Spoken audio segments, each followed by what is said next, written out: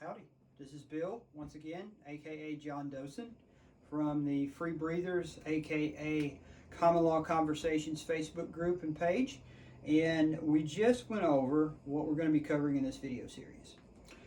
You do not have a concept yet of just how powerful you are and how you can completely disintegrate all the fears that you experience in day-to-day life.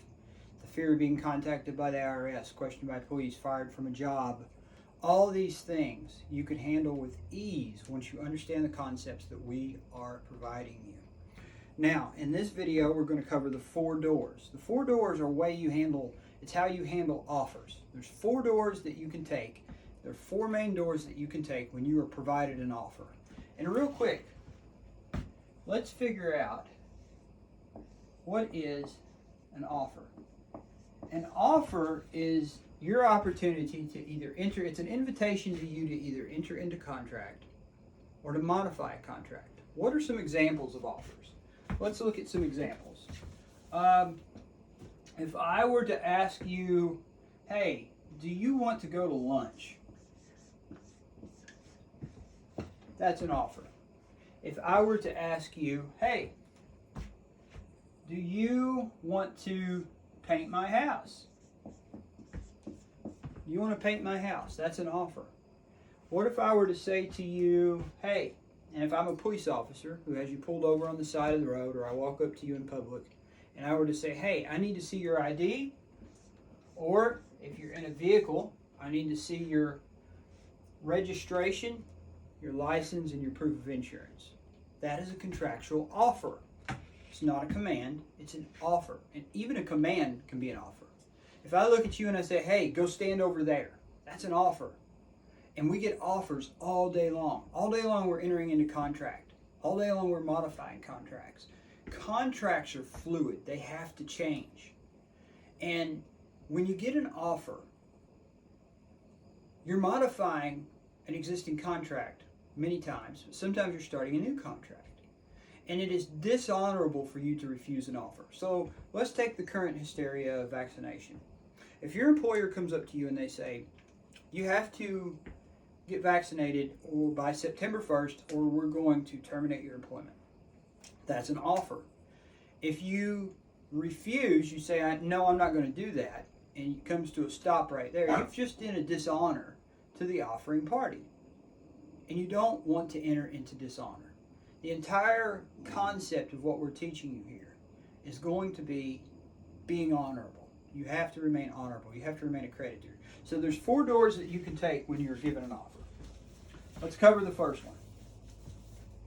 The first door is going to be silence. Silence. Silence is dishonorable. I'm just going to put this. It makes you a debtor. How so?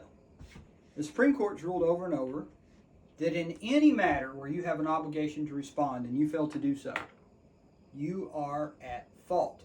Fault is a very important legal term. It means you've caused someone else damage. When you cause someone else damage, you've acted dishonorably, and you must remedy that damage. When you remain silent, you're actually agreeing with the other party. So let's take the lunch offer, for instance. If I were to walk up to you and say, hey, do you want to go to lunch? And you don't say anything. You just walk over with me, you get in the car, and on the way I say, hey, how about you pay for lunch? That sounds good to me. And you don't say nothing. You stay silent. And we keep driving. We get to the restaurant. And while we're in the restaurant, we order. The ticket comes, I hand it to you, and you say, wait a minute, we didn't have a contract. I never agreed to pay for this meal. Oh, yes, you did. You agreed through your silence. It's called agreement by acquiescence. When you're in an adversarial relationship with another party, and they go silent, that's to your advantage. You can get any agreement that you want at that point. So a lot of folks say, hey, I gave these, my employer told me I had to get this medical procedure done, this jab, and I sent them a first notice and I never heard anything back. My response is always, great, that's awesome. you can get any agreement that you want because your employer has an obligation to respond, and if they fail to do so, then you can get any agreement that you want. And the private administrative process shows you how to enforce that agreement or to perfect a claim. And there's something I'm going to say here that you absolutely have to drill into your head because it's very important. The most powerful thing that you can learn to do in our system is perfect a claim. If you know how to perfect a claim, you are an extremely powerful individual, okay? And operate in the private. But perfection of a claim includes operating in the private. And I'll explain the operation in the private later. We'll get to that in another video, but not right now. So what is the silence going to do for you? Don't do it. Do not go silent. Debt collectors do this all the time. They send you a notice, you don't respond. They send you a second notice, they don't respond. You default, they go to court, they get public ratification of the agreement. You get a public court to say, yep, you got an agreement. And a lot of times you don't even show up to court, so that's just more silence. And then what do? They garnish your wages, they lien your property, they come after you for remedies because you have an agreement with the other party. It was just as if they said, hey, you owe us $10,000, and you wrote them back a note that said, absolutely, I owe you $10,000, and you just gave them a blank check, right? So, silence, okay? It's dishonorable, and it makes you a debtor. So we're going to put that out here. It's dishonorable, and it makes you a debtor. D-E-B-T, debtor. What's the difference between a debtor and a creditor? A creditor is owed. A debtor owes. I don't know about you, but I would rather be a creditor than a debtor. What's the second way that you can respond?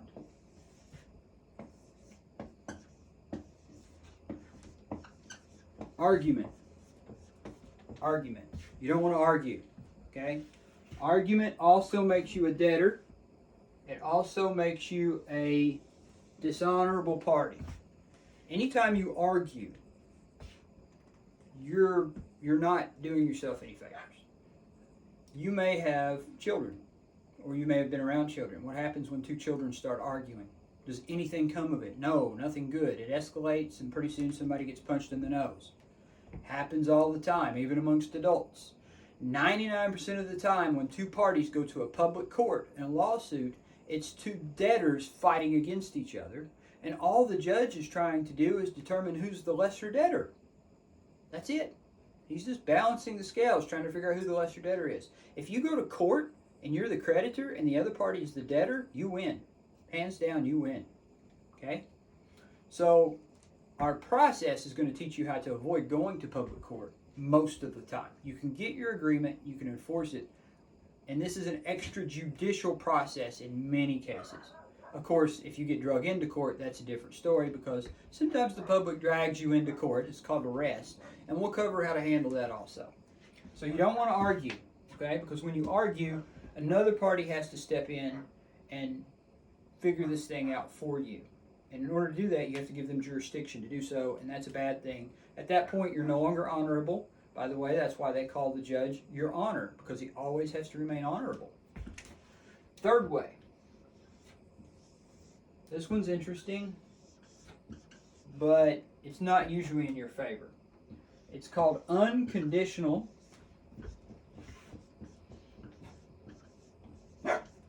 acceptance. You may hear my dogs barking in the background. Just ignore that.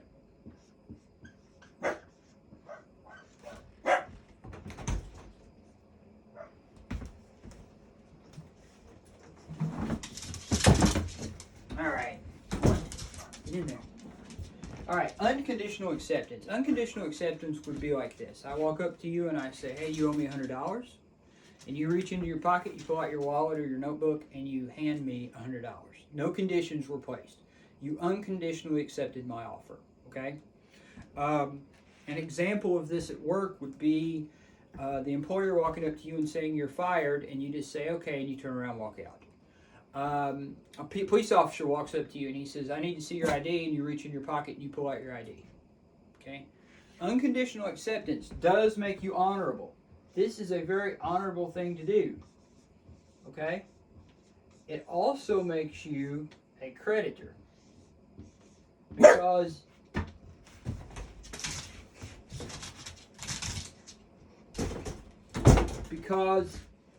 if you've unconditionally accepted the offer, let's say I walk up to you and I say you owe me $100, and you unconditionally accept that offer by handing me $100. At that point, what happens if I sue you and take you to court? Is it going to come out favorable for me? No, because I don't have a claim. Okay? But this one we usually don't want to do because it's usually not in your favor. Have you ever heard somebody say never take another man's bet, because if he didn't know something that you don't, he wouldn't offer it? Same with this. Anytime somebody makes you an offer, it's usually not in your best interest to unconditionally accept it. Number 4 is where we're going to get into the fun stuff. Number 4 is called conditional acceptance. Conditional acceptance. And this is where the fun starts. This is going to be good. Unconditional acceptance goes like this. I walk up to you and I say, hey, you owe me $100. You respond with, I conditionally accept your offer to pay you $100. So you've not refused. Upon proof of your claim that I owe you $100. Now that particular tactic does what with the ping pong ball? So somebody comes up to you and they give you an offer. Okay? Let's just say they write it down and they hand it to you and you're holding this offer. If you go silent, you just accept it and you hold on to it. If you argue, you're still accepting the offer and holding on to it. Okay? But if you do a conditional acceptance, then what you're doing is you're handing the offer back to them, and you've now put the ball in their court. And that's very important, because as long as the ball is in their court, then they are the debtor. Okay? And let's talk about debtor-creditor. In any transaction that is going honorably, the position of debtor and creditor constantly changes. If I walk up to you and I say, and I make you an offer and I say, hey, you owe me $100. Let's do a different one. I walk up to you and I say, hey, do you want to go to lunch? And you respond, I conditionally accept your offer to go to lunch, because at that moment that I made the offer, I'm the creditor and you're the debtor. And let's make it a little better. Let's say, would you like to go to lunch and pay for my lunch? So I'm going to put another condition on there. I'm the debtor and you're the creditor. I'm the creditor and you're the debtor, because you either owe me lunch or you owe me a response. Now let's say that you respond with a conditional acceptance also, and you say, I would be glad to buy you lunch if you will drive. Now you've put the ball back on me. At that moment, you're the creditor and I'm the debtor. I either owe you the drive to go to lunch, or I owe you a response. And we can keep going backwards and forth like that until all the terms are ironed out. Okay? Or you can put terms on there that are so egregious that they just give up. You could say, I conditionally accept your offer to go to lunch upon proof of claim that doesn't incur a fee of $1 million overdue and owing immediately. Do you think the other person is going to accept that offer? Probably not. If they do, you just got paid very handsomely to go to lunch. Now, let's take the money part. Let's say I come up to you and I say, hey, you owe me $100. And at that moment, I'm the creditor and you're the debtor, because you either owe me $100 or you owe me a response. And once again, the Supreme Court has ruled over and over that in any matter where you have an obligation to respond and you fail to do so, you are at fault. You've caused damage. You don't want to remain silent. You don't want to argue. You don't want to conditionally accept or unconditionally accept. You want to conditionally accept. So I walk up to you and I say, hey, you owe me $100. At that point, you're the creditor, I'm the creditor, and you're the debtor, because you owe me either a response or $100. And then you put conditions on that. Okay? Now, anytime someone makes you an offer, they're also making claims. Okay? So, what's the claim I'm making when I say you owe me $100? My claim is that there is a valid debt, and in that valid debt, you've incurred a fee of $100, or you owe me $100 for something. That's my claim. Okay? Let's take the current situation where your employer walks up to you and they say, hey, you have to get this injection by November 1st, or you're going to be terminated. Okay? They've just made you an offer, At that moment, you're the debtor and I'm the creditor. You either are going to owe me a termination or a jab. Okay? What claims am I, the employer, making when I say you have to go get this thing? Okay? Let's look at some of the claims, because anytime someone makes you an offer, they're also making claims. Okay? So let's look at the claims. So you've got to go get the jab. What are the claims that I'm making? Number one, I am claiming that this thing is safe. That's one of the claims. Now, let's say that your job is a secretary, and there's a ladder leaning up on the wall outside of the building, and I say, hey, come here, I want you to climb up that ladder and paint that wall. And you look at the ladder and you're like, I don't know, Bill, that ladder looks pretty rusty and wobbly. Are you going to, and let's say that I give you a piece of paper and I say, here you go, I want you to climb the ladder and I want you to assume any liability for damages. If that ladder breaks or you fall off of it, I want you to hold me without liability. I want you to assume all the liability. Would you do that? Probably not. If I, the employer, tell you to climb a ladder and I know that the ladder is not safe and I can't prove that it's safe, and you climb up that ladder and you get damaged, then I should be the one that assumes the liability, not you. What's happening with this jab thing? They're saying, not only do we want you to go get this thing, we want you to assume the liability, because the second you walk into a clinic to get this thing, the people at the clinic are going to hand you forms to sign, probably multiple forms, and every time you put your signature on a piece of paper, you are either entering into contract or you are changing a contract. Okay?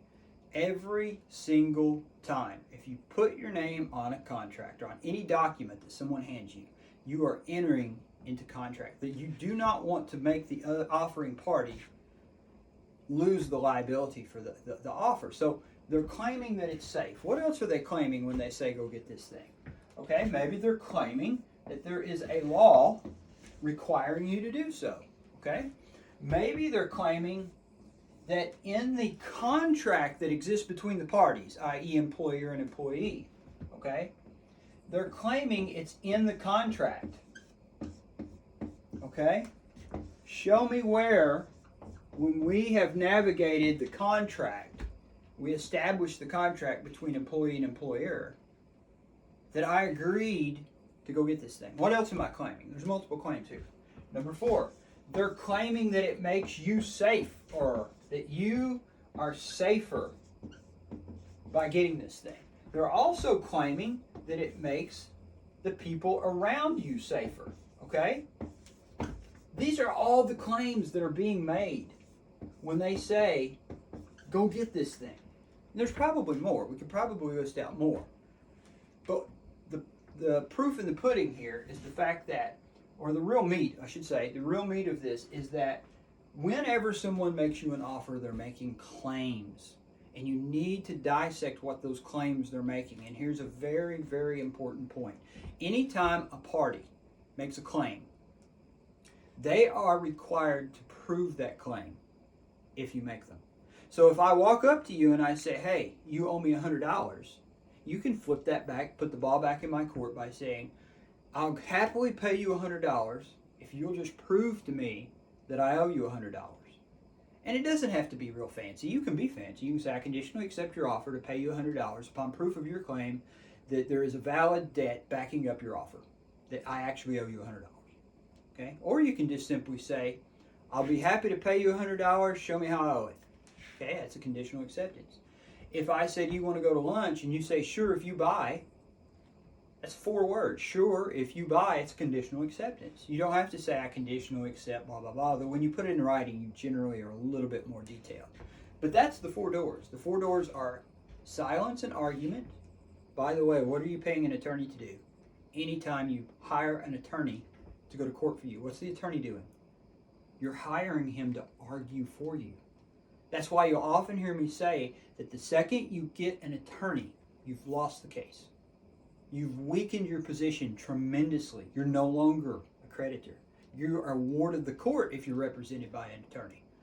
Black's Law Dictionary, first edition, I'm pretty sure years ago I read in there's a definition that actually said that those who are under representation are a ward of the court. I vaguely remember reading that. I think it was in Black's first. I could be wrong, but I'm pretty sure it is. Check it out. Research it. Once you have an attorney representing you, you're a ward of the court. You're incompetent. Why would you hire someone to argue for you if you're not incompetent? You know? I mean, think of that. If you're competent, you're going to do this stuff yourself. That's what we're teaching you under Common Law Conversations. We're teaching you how to be competent in commerce, competent in contracts. So you've got silence and argument, dishonorable, don't do them. Then you've got unconditional acceptance, keeps you honorable, makes you a creditor, not in your best interest. And we've got conditional acceptance. Conditional acceptance keeps you honorable, and it makes you a creditor. And those are your 4 doors. You're going to want to focus on the 4th one. You're going to want to avoid the other 3. So 2 of them are bad, 2 of them are good, and of the 2 that are good, 1 is much better than the other. So that's it. That is our 4 doors.